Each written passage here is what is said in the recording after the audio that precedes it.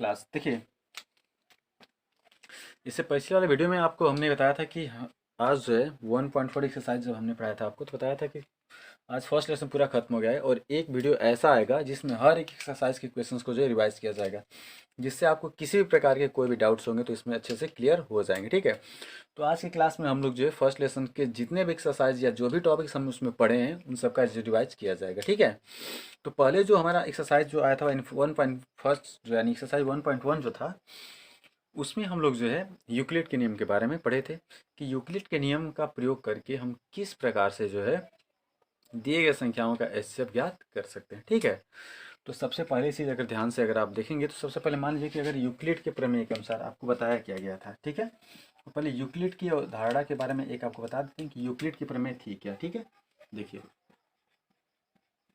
Euclid की अवधारणा, देखिए यूक्लिड की अवधारणा अगर आपको समझ में अगर अच्छे से नहीं आएगी यहाँ पर, तो आप जो है फर्स्ट जो आपको वीडियो एक्सरसाइज 1.1 जो डाला गया है उसे आप जाकर के जो है प्ले लिस्ट में नीचे देख सकते हैं, उसमें आपको अच्छे से सब क्लियर किया गया है।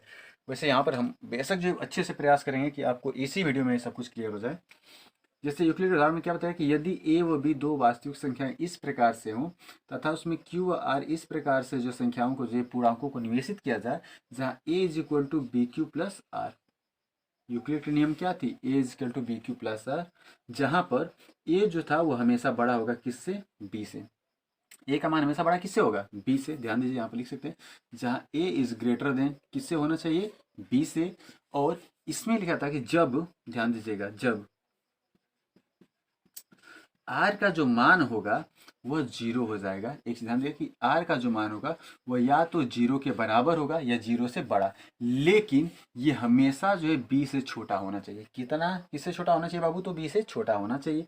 हमने लिखा था कि आर बराबर जब जीरो होगा तो जो बी का मान होगा वही हमारा क्या कहलाएगा, एचसीएफ कहलाएगा। क्या कहलाएगा, एचसीएफ।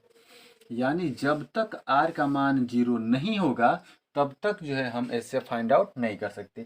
अब आप सोच रहे हो कि a equal to B Q plus r क्या है, तो पिछले वीडियो में आपको बताए थे कि जो ए होता है ये दिए गए फलन में किसका कार्य करता है, तो भाज्य का कार्य करता है। किसका, भाज्य का। बी किसका कार्य करता है, तो भाजक का कार्य करता है। क्यू क्या होता है, तो भागफल होता है। और आर क्या होता है, हमारा शेषफल होता है। आर क्या था हम लोगों का, शेषफल था। समझ में आ रही बात। तो सबसे पहले जैसे चलिए हम एग्जाम्पल्स के थ्रू इसको समझते हैं। ठीक है, फर्स्ट वीडियो में आप अच्छे से इसको देख सकते हैं करने, तो आपको समझ में आ जाएगा कि आखिर क्या होता है इसमें। ठीक है, बस दो चीज़ें ध्यान देनी है कि जो ए का मान होगा वो बी से हमेशा बड़ा होगा। यानी अगर दो संख्याएं दी जाएंगी तो जो बड़ी संख्या होगी वह ए का मान होगा और जो छोटी संख्या होगी वह बी का मान होगा। और एक चीज़ ध्यान देना है कि आर का मान हमेशा या तो जीरो के बराबर होगा या जीरो से बड़ा, लेकिन उतना ही बड़ा होगा कि उसका मान जो है वो बी से क्या रहे, छोटा रहे। ठीक है, तो चलिए हम एग्जाम्पल से समझते हैं। जैसे मान लीजिएगा कि दो संख्याएं हम ले लेते हैं। ठीक है, जैसे एक संख्या हमारी मान लीजिएगा कि, मान लीजिएगा 42 है। अब वो दूसरी संख्या मान लेते हैं कि 78 का एचसीएफ, का एचसीएफ यूक्लिड के नियमानुसार ज्ञात करना है। किसका नियमानुसार, यूक्लिड के नियमानुसार। ठीक है, ध्यान दीजिएगा हमें जो है 42 व 78 का एचसीएफ यूक्लिड के नियमानुसार ज्ञात करना है। समझ में आ रही बात। तो सबसे पहले देखेंगे कि 42 व 78 में यानी 42 व 78 में बड़ा कौन सा दिख रहा है आपको, 78।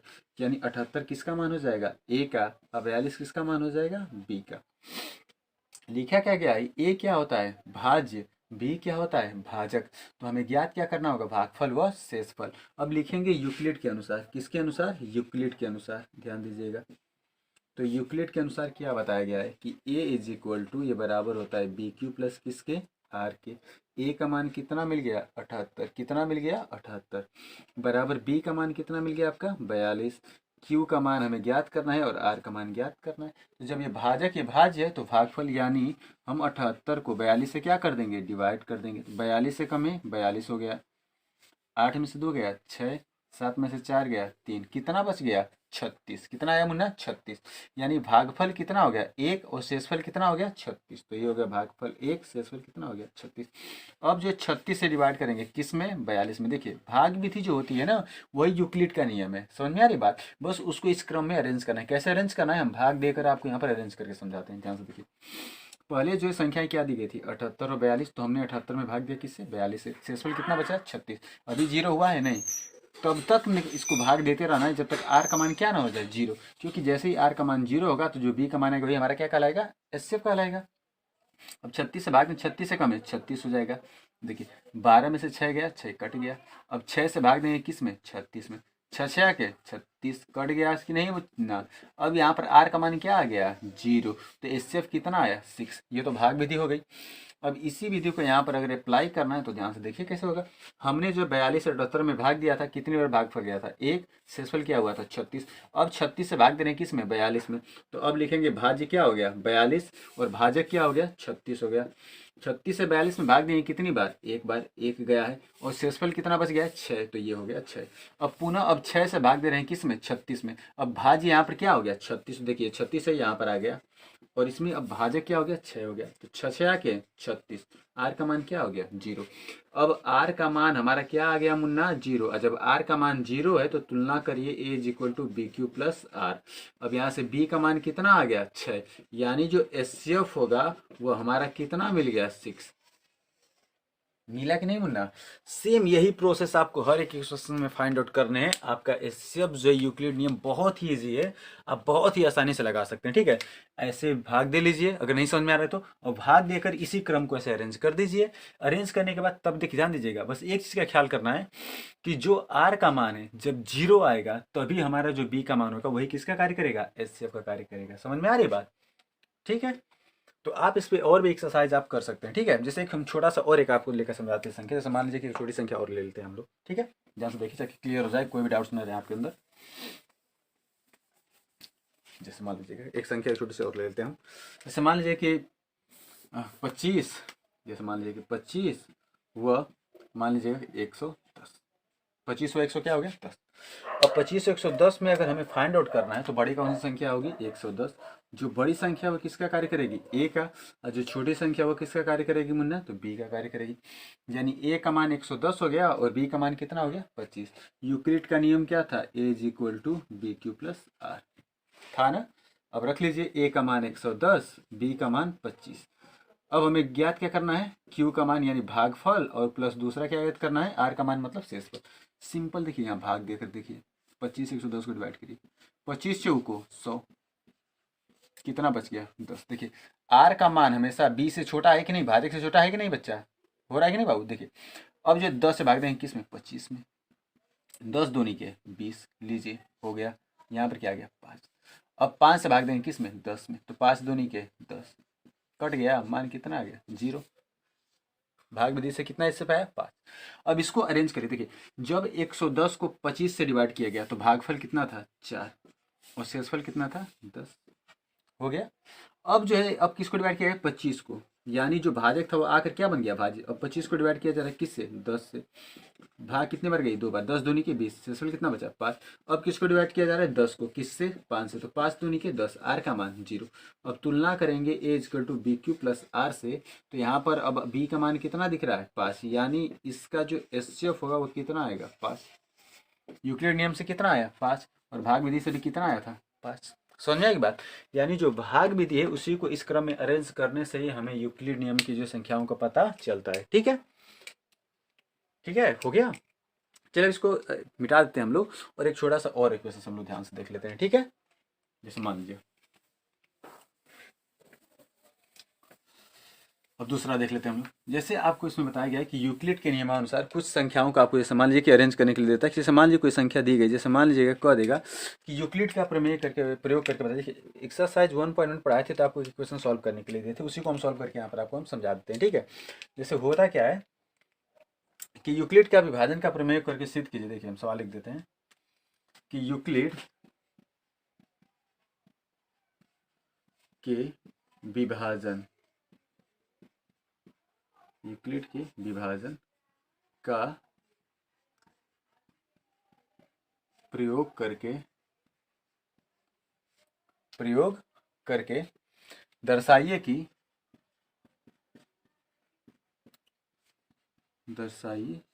ठीक है, दर्शाइए कि किसी धनात्मक पूर्णांक का घन, दर्शाइए कि किसी धनात्मक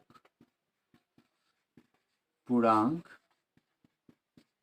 का घन, धनात्मक पूर्णांक का घन 9m प्लस 1 व 9m+8 के रूप में होगा,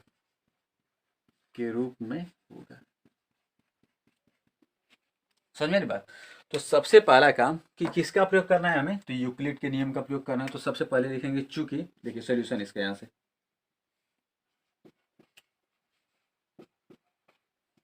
करेंगे क्या, माना ए व बी दो धन वास्तविक संख्याएं हैं या धनात्मक संख्याएं हैं,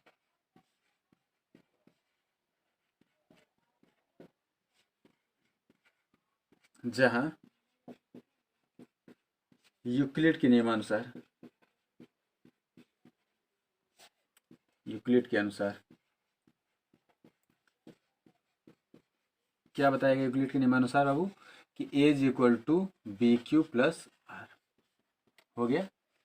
जहां r का जो मान होगा वह या तो 0 से बड़ा होगा या 0 के बराबर, लेकिन हमेशा b से क्या होगा, छोटा होगा। क्या होगा, छोटा। अब इसमें जो संख्याएं हमें प्रूव करनी है वो किस प्रारूप की प्रूव करनी है, 9m+1 9m+8, अर्थात माना, या ले लेंगे कि माना b का मान कितना, 9। देखिए यहाँ पर 9m है तो 9 माना गया है, 3m रहता तो 3 मानते, 5m रहता तो 5 मानते, 7 रहता तो 7 मानते। मतलब जिस प्रारूप का इक्वेशंस पूछेगा हम इक्वेशंस में उसी भी प्रारूप की संख्याएं मानेंगे। अब b का मान हमने कितना मान लिया है, 9 मान लिया है, अर्थात हमारा संख्या क्या निकलेगा, a is equal to 9q plus R. देखिए b का मान कितना माना गया है, 9। कंडीशन क्या कह रहा है कि r का मान b से क्या होना चाहिए, छोटा। इसलिए हम कह सकते हैं कि जो r का मान होगा वो या तो 0 होगा, या तो 1 होगा, या फिर 2 होगा, या 3 होगा, या 4 होगा, डाट डाट डाट कितना हो सकता है, 8। कि 8 से अधिक होगा, नहीं होगा। क्यों, क्योंकि कह रहा है कि r का मान b से क्या होना चाहिए, छोटा, और यहाँ पर जो है b का मान कितना है, 9, इसलिए 9 से छोटा क्या होगा, 8। 8 से बड़ा हम ले नहीं सकते, ठीक है। अभी क्वेश्चन को ध्यान से पहले समझिए। देखिए इसमें क्या करना है हम लोगों को।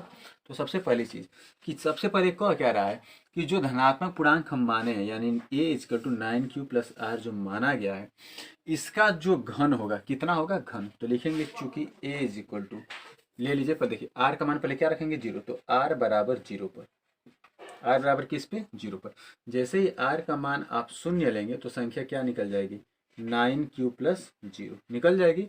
और कह रहा है कि घन करने पर, क्या करने पर मुन्ना, घन करने पर। तो घन करने पर घन करिए, तो जैसे ही आप घन करेंगे तो ये AQ बराबर, देखिए 9 का जो घन होता है वो कितना होता है, 729। तो ये हो जाएगा 729 और Q का स्क्वायर। या इसी को हम ऐसे भी तो लिख सकते हैं कि 9 इंटू 81 क्यूब का कर सकते हैं, नहीं, जहां 81 क्यूब इस पूरे को, देखिए किस प्रारूप में मानना है, यम, इसलिए इसको क्या मान लेंगे कि यम है। कितना है, यम। अब इस पूरा मान अगर यम के बराबर है, अगर यहाँ पर ला कर रखते हैं तो पहली संख्या हमारी क्या निकल जाएगी, 9m। क्या निकल जाएगी, 9m। हुई कि नहीं। ये कब हुआ है, जब r का मान हम कितना लिए थे, 0। r का मान कितना लिए थे, 0। अब एक बार r का मान कितना ले लेंगे, 1। r का मान कितना ले लेते हैं, 1 ले लेते हैं। तो लिखेंगे पुनः, ध्यान दीजिएगा पुनः कि r बराबर 1 पर, r बराबर किस पे मुन्ना, 1 पे। अब जैसे ही r का मान 1 लेंगे तो हमारी संख्या क्या निकलेगी, a is equal to 9q plus 1 निकल जाएगी कि नहीं। अब इसका भी क्या करना है, घन। तो जैसे ही घन करेंगे तो इसका भी घन और इस पूरे का भी घन हो जाएगा। तो हमारी संख्या क्या निकल जाएंगी, AQ प्लस BQ, यानी 729 Q plus 1 plus 3AB 27Q, अब ब्रैकेट में 9Q प्लस 1 हो जाएगा। अब इसमें से देखिए ये जो अचर पद है इसको हम अलग कर लेते हैं। तो इसको हम ऐसे लिख सकते हैं कि 729Q अब प्लस 27Q, और ये ब्रैकेट में लिख सकते हैं 9Q प्लस 1 अब प्लस इसको बाहर 1, यानी इसको हमने यहाँ रख दिया, हो गया।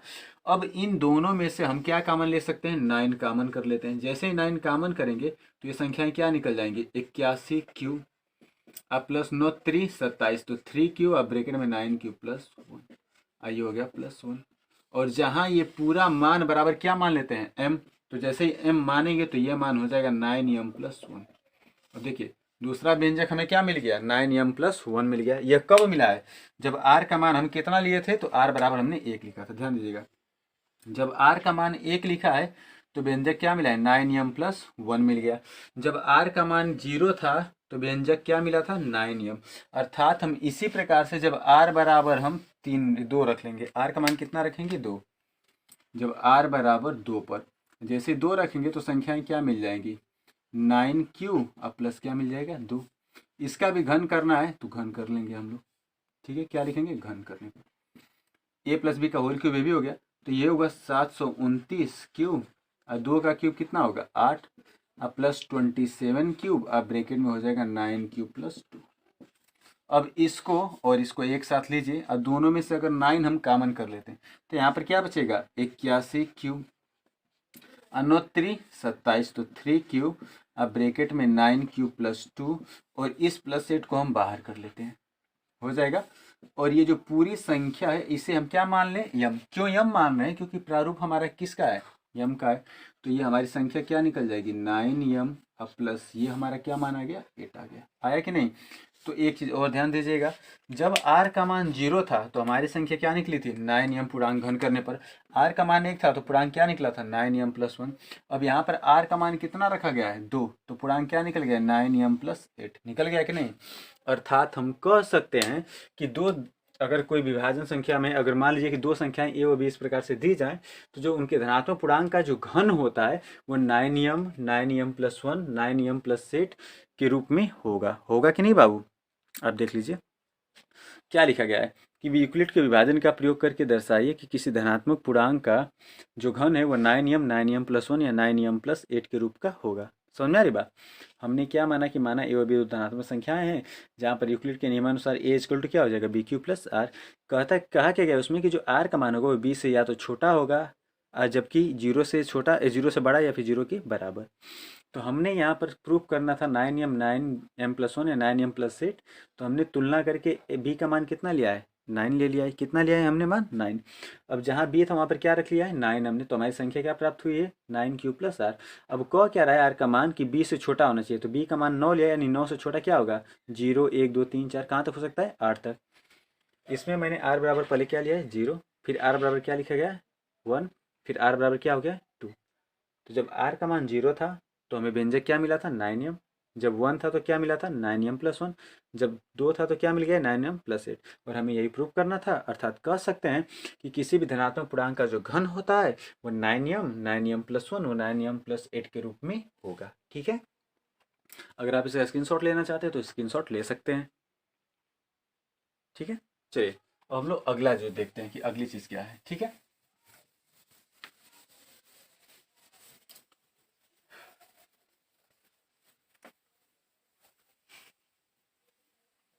देखिए नेक्स्ट में आपको पूछा गया था कि दिए गए संख्याओं के अभाज्य गुणनखंड फाइंड आउट करिए। क्या फाइंड आउट करना था बाबू, अभाज्य गुणनखंड दिखाइए। समझ में आ रही बात। तो जो अभाज्य गुणनखंड था उसमें आपको बताया गया था कि कोई भी संख्या अगर दी जाए, जैसे मान लीजिए कि एक संख्या हमें दी गई है 156। ध्यान दीजिएगा, देखिए एक संख्या दी गई 156, हमें 156 का अभाज्य गुणनखंड फाइंड आउट करना है। ध्यान दीजिएगा क्या फाइंड आउट करना है, अभाज्य गुणनखंड। एक ही टॉपिक्स को समझ लीजिए बाबू ध्यान से। अभाज्य गुणनखंड में आपको बताया था कि अभाज्य संख्याएं वे संख्याएं जो केवल एक से और स्वयं से कटती उन्हें क्या बोलते हैं, अभाज्य संख्याएं। जैसे एग्जांपल में बताया गया था कि 2, 3, 5, 7 ये सभी कैसी संख्याएं हैं, अभाज्य संख्याएं हैं। अब लिखा क्या गया है, 156 लिखा गया है। तो चलिए 156 को देखते हैं कि इसका अभाज्य गुणनखंड क्या होगा। देखिए अभाज्य गुणनखंड बहुत ही ईजी होता है। आप जो इसको पहले आप जो निकाल सकते हैं, जैसे मान लीजिएगा कि यहाँ पर हो गया 156। अब इसको अगर कटा दें 2 से, तो 2 से कितना है, 2 7 14, 2 8 कितना हो गया, 16। फिर 2 से कटाएंगे तो 2 3 6 या 2 चौको कितना हो गया, 8। फिर 2 से कटा देंगे कितना हो जाएगा, 17। और यहाँ से अब 17 तो भाई एक खुद अभाज्य संख्या, ये किसे कटेगा, 17 से, तो कितना हो गया, 1। अर्थात 156 की जो संख्याएं वो क्या आ रही हैं, 2 × 2 × 2 × 17। है कि नहीं। 2 भी कैसी संख्या है, अभाज्य है। 17 भी कैसी है, अभाज्य, क्योंकि 17 या तो 1 से कटेगा या खुद अपने आप से कटेगा। तो 156 का भाज्य गुणनखंड क्या होगा, 2 की घात कितनी लिख सकते हैं, 3 गुणे 17 की घात कितनी हो गई, 1। अर्थात 156 का जो अभाज्य गुणनखंड होगा वह क्या निकलेगा, 2 की घात 3 गुणे 17 की घात 1। समझ में आ रही बात। ऐसे मान लीजिए कोई संख्या, जैसे मान लीजिए 50 हो गया, 50 का भाज्य गुणनखंड 2 से कटा दीजिए, कितना हो गया 25। फिर 2 5 से कटाइए, कितना आ जाएगा 5। फिर 5 से कटा तो कितना हो जाएगा 1। यानी जो 50 है इसका भाज्य गुणनखंड 2 कितनी बार है, 1 बार, तो 2 की घात 1। 5 कितनी बार है, 2 बार, तो 5 की घात क्या लिखेंगे 2, क्योंकि 2 भी कैसी है, अभाज्य है, 5 भी कैसी है, अभाज्य। अर्थात 50 का जो अभाज्य गुणनखंड होगा वो कितना होगा, 2 की घात 1 गुणे 5 की घात 2। समझ में आ गया।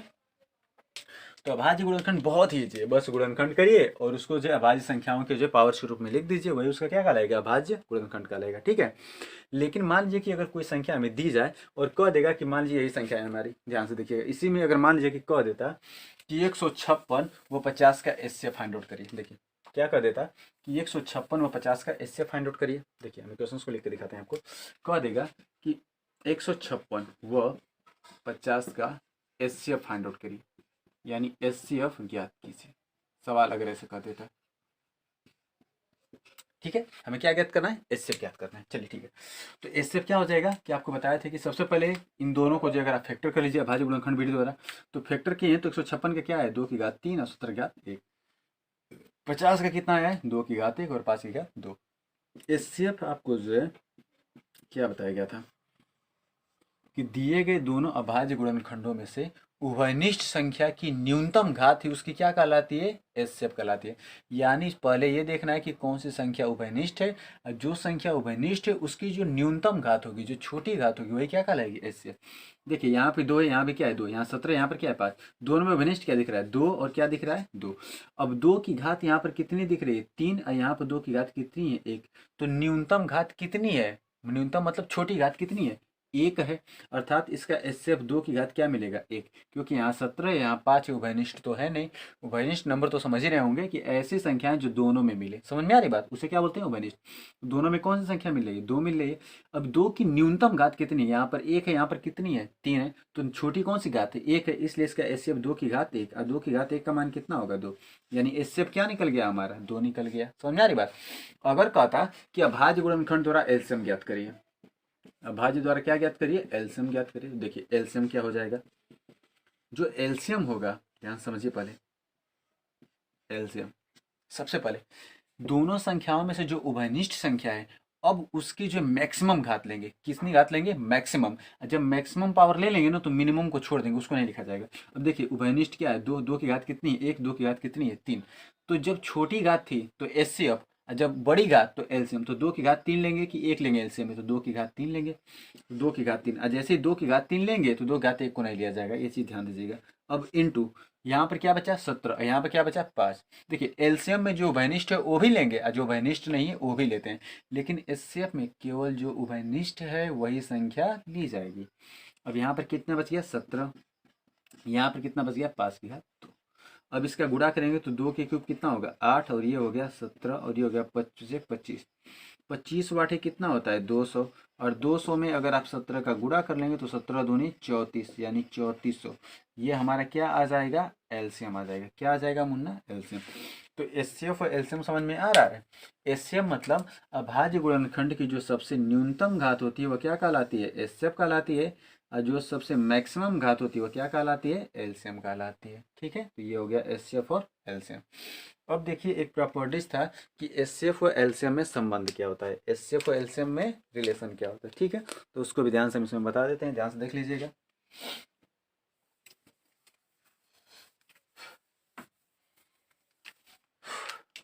अगर कह देगा, ध्यान दीजिएगा, यदि दो संख्या है, ये प्रॉपर्टीज है, यदि ए व बी दो संख्याएं हैं, दो संख्या है जिसका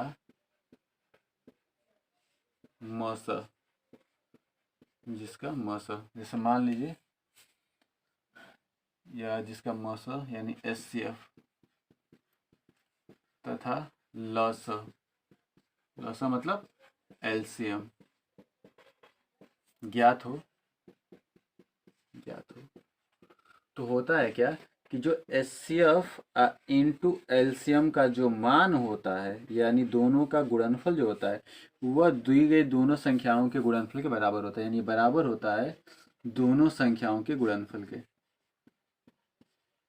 दोनों संख्याओं के गुणनफल के।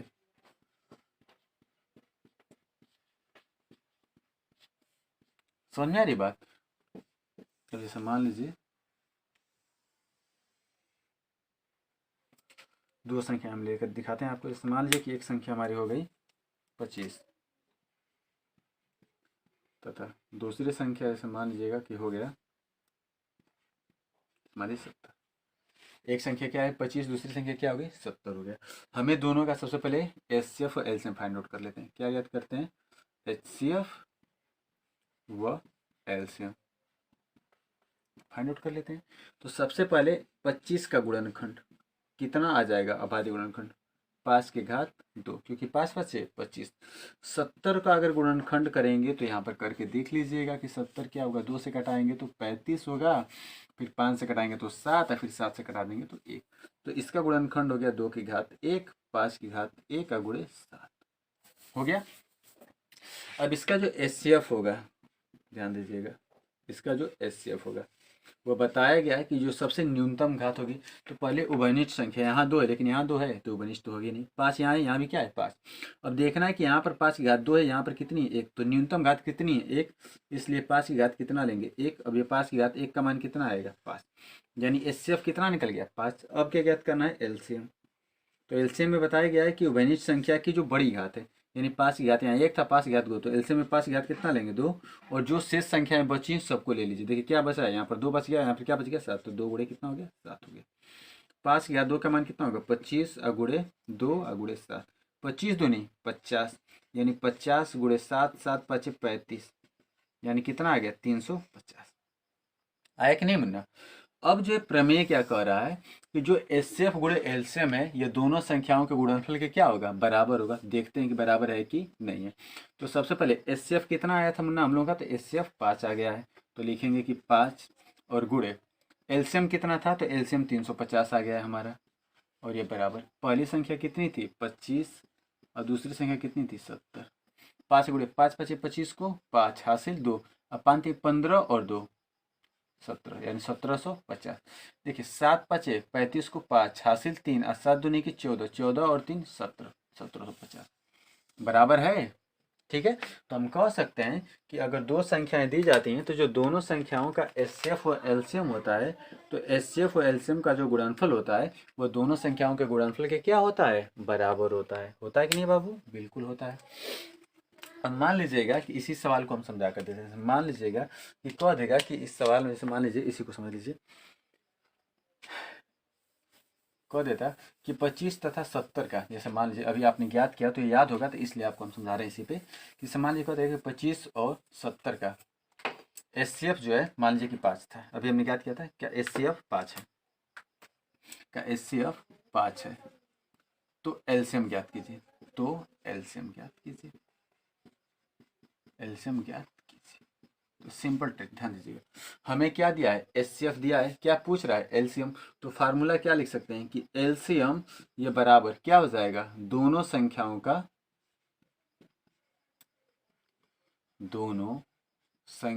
का गुणनफल,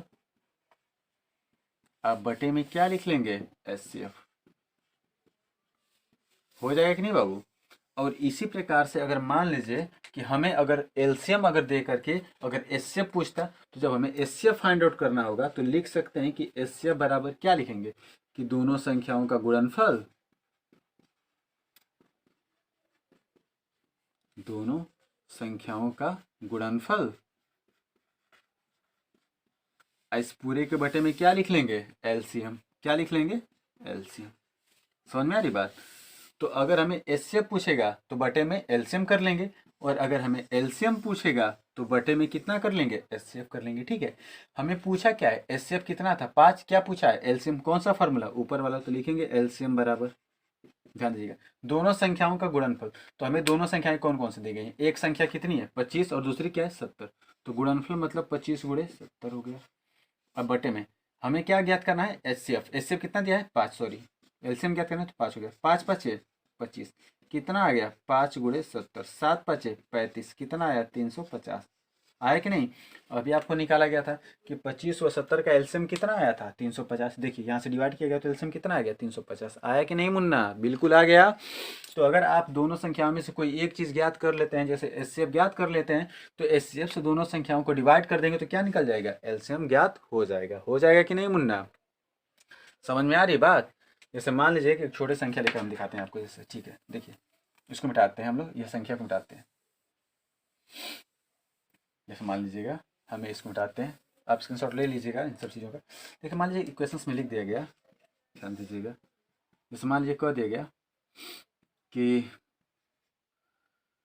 30 व 56 का मस व लसा ज्ञात करिए। मौसा समझ रहे हैं, एचसीएफ, लसा मतलब एलसीएम ज्ञात करना है, ठीक है। तो सबसे पहले हम क्या याद कर लेते हैं, मौसा ज्ञात कर लेते हैं, ठीक है। देखिए 30 का जो गुणनखंड होगा, 30 का गुणनखंड यहाँ देखिए 30 का 15 दूनी 30, यानी 2 गुणे 3 गुणे 5, 5 3 15 दूनी 30 हो गया। 56 का कर लेंगे तो 28 दूनी 56 होता है, तो 2 दूनी के 4, 8 7 56, 8 7 56, तो 2 गुणे 2 गुणे 2 गुणे 7, 2 दूनी के 4 दूनी के 8 7 56 हो गया। मौसमी होता क्या है, जो संख्याएं दोनों में उभयनिष्ठ हो। उभयनिष्ठ क्या मिल रहा है 2, क्या मिल रहा है 2 मिल रहा है कि नहीं, यानी मौसा कितना निकल गया हमारा 2, यानी हम कह सकते हैं कि 30 व 56 का जो एचसीएफ होगा वह क्या हो गया 2। जब एचसीएफ 2 है तो ज्ञात क्या करना है, एलसीएम। तो सीधे फार्मूला लगाइए ना, एलसीएम बराबर दोनों संख्याओं का गुणनफल। कौन कौन सी संख्या है, 30 गुणे 56, तो लिख लीजिएगा 30 गुणे 56। अब बटे में एचसीएफ का मान कितना है 2, गुणा कर लीजिए, 2 से 56 घटा दीजिए, कितना हो गया 28 हो गया, यानी 30 गुणे कितना हो गया 28, गुणा कर लीजिए, 3 8 है 24 को 4 हासिल 2 और 3 दूनी के 6, 6 2 8, यानी एलसीएम कितना आ गया 840। समझ में आई बात। तो इस तरीके से आप जो है संख्याओं में अगर एचसीएफ ज्ञात है तो आप उसका आसानी से एलसीएम ज्ञात कर सकते हैं, ठीक है, कोई दिक्कत। तो ये जांच करने के लिए भी हो गया, एचसीएफ दिया है एलसीएम दिया है तो उसका आप आसानी से इस विधि से भी याद कर सकते हैं। इसी प्रकार से अगर 3 संख्याएं भी दी जाएंगी तो आप उसका भी अच्छे से एचसीएफ और एलसीएम ज्ञात कर सकते हैं, ठीक है। जैसे मान लीजिए 3 संख्याएं हम समझाते हैं आपको कैसे, ध्यान दीजिएगा।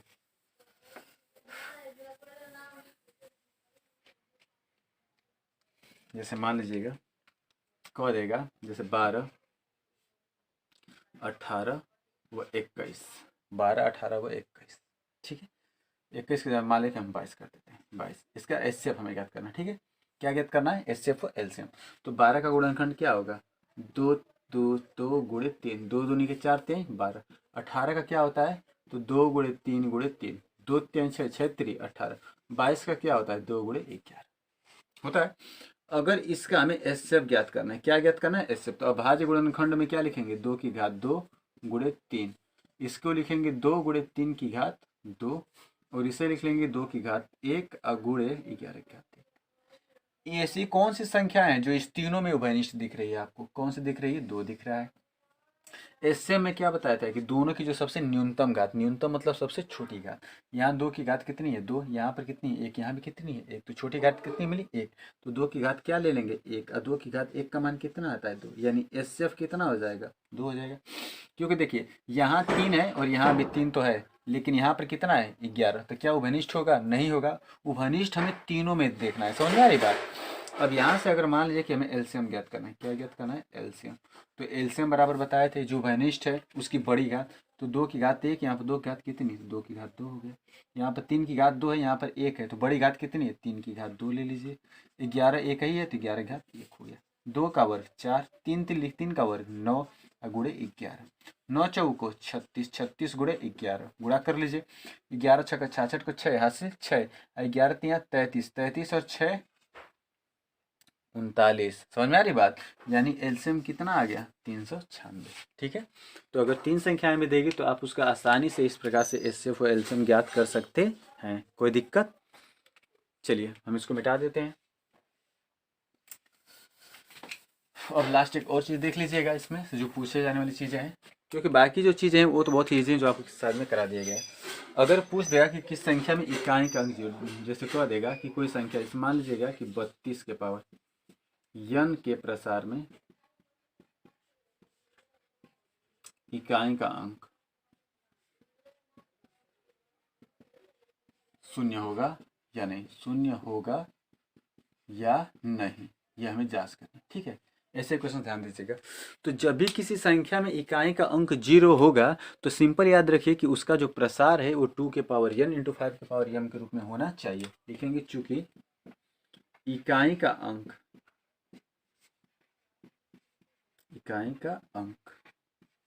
शून्य तभी होगा जब उसका प्रसार या उसका अभाज्य गुणनखंड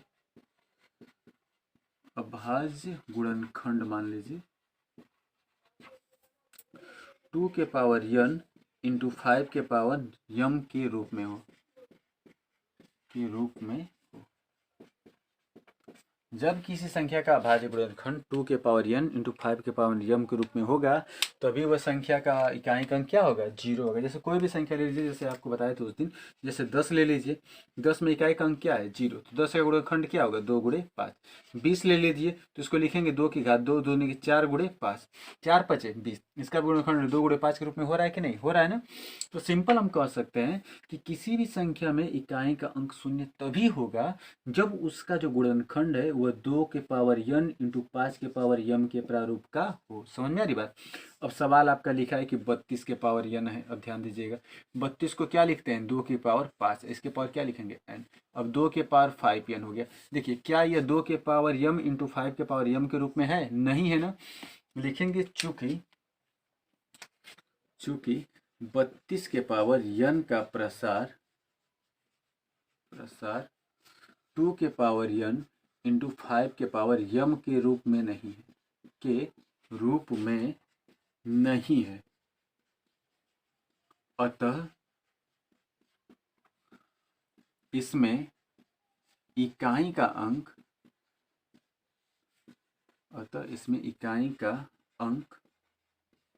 शून्य नहीं होगा, समझ में आ रही बात। बस इसी चीज का आपको ध्यान देना है, ठीक। तो आज की वीडियो में इतना ही। अगले वीडियो में फिर हम लोग स्टार्ट करेंगे लेसन नंबर 2 बहुपद के बारे में। तब तक आप लोग लेसन नंबर 1 के जितने भी एक्सरसाइज, जितने भी क्वेश्चन है सबको अच्छे से सॉल्व करिए। अगर किसी क्वेश्चन में कोई डाउट होता है तो कमेंट्स बॉक्स में नीचे लिख कर भेजिए, हम आपको उसको सोल्यूशन उसका देंगे, ठीक है। चलिए, तब तक आप लोग ऐसे से पढ़ाई करते रहिए। All the best.